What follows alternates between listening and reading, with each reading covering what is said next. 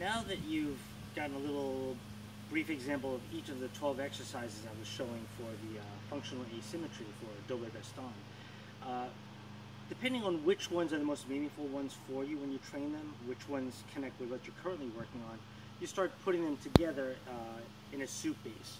That soup base being probably upper eights, but you could make it any of the other double stick attacks that you see fit.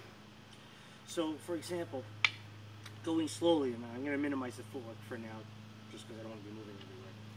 But if I'm doing upper eights, you may decide at some point that you want to practice now getting the center taken by doing these vertical cuts, and then deciding that you want to return to upper eights.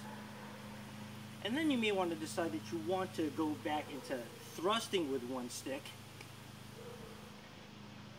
while you strike the slashes on the other before you start returning again, taking the center, before you decide again to return to upper eights.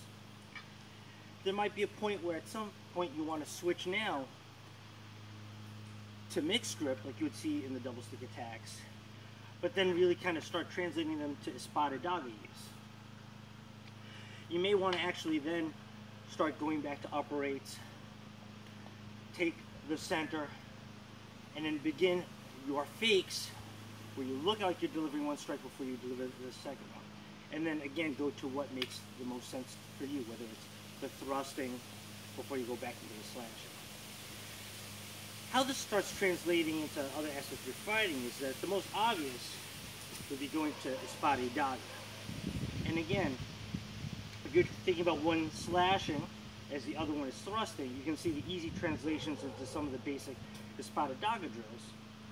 But then you start pulling in the reverse grip as well, and you start practicing, again, symmetrical drills. But here I might start now practicing those vertical cuts and then the Espada Daga translation on this side.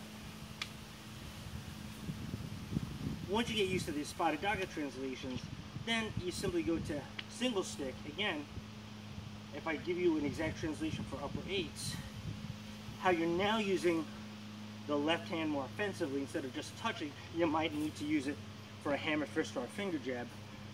Again, if I show you the example of the vertical cuts, the idea of this finger jab, cut, maybe grab, throw him before you get to your next series of attacks.